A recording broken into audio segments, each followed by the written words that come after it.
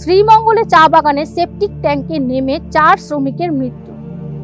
মৌলভীবাজারে শ্রীমঙ্গলে সেপটিক ট্যাঙ্কে নেমে 4 জনের মৃত্যু হয়েছে। গতকাল বুধবার রাত 11টার দিকে উপজেলার হরিণছড়া চা বাগানে এই ঘটনা ঘটে। এই ঘটনায় আহত আরেকজনকে হাসপাতালে ভর্তি করা হয়েছে। এ তথ্য নিশ্চিত করেছেন শ্রীমঙ্গল থানার ভারপ্রাপ্ত কর্মকর্তা ওসি আমিনুল ইসলাম। মৃত্যু 4 জন হলেন হরিণছড়া চা বাগানের শ্রমিক কৃষ্ণ রবি দাস, শ্রাবণ, নিপেন ও রানা।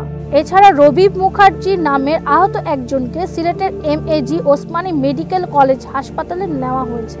ওসি আমিনুল ইসলাম আজ বৃহস্পতিবার সকাল 9:15টায় গণমাধ্যমকে বলেন, গতকাল রাতে হরিণছড়া চা বাগানে সেপটিক ট্যাঙ্কে নেমে ওই 5 জন অসুস্থ হয়ে পড়ে। দুর্গম এলাকা হওয়ায় তাদের হাসপাতালে আনতে সময় লেগেছে। প্রথমে তাদের শ্রীমঙ্গলে উপজেলা স্বাস্থ্য কমপ্লেক্সে আনা হয়। পরে সেখান থেকে তাদের মৌলভীবাজার সদর হাসপাতালে আনা হলে চিকিৎসক 4 জনকে মৃত ঘোষণা করেন। মরদেহগুলো ওই হাসপাতালে রাখা আছে।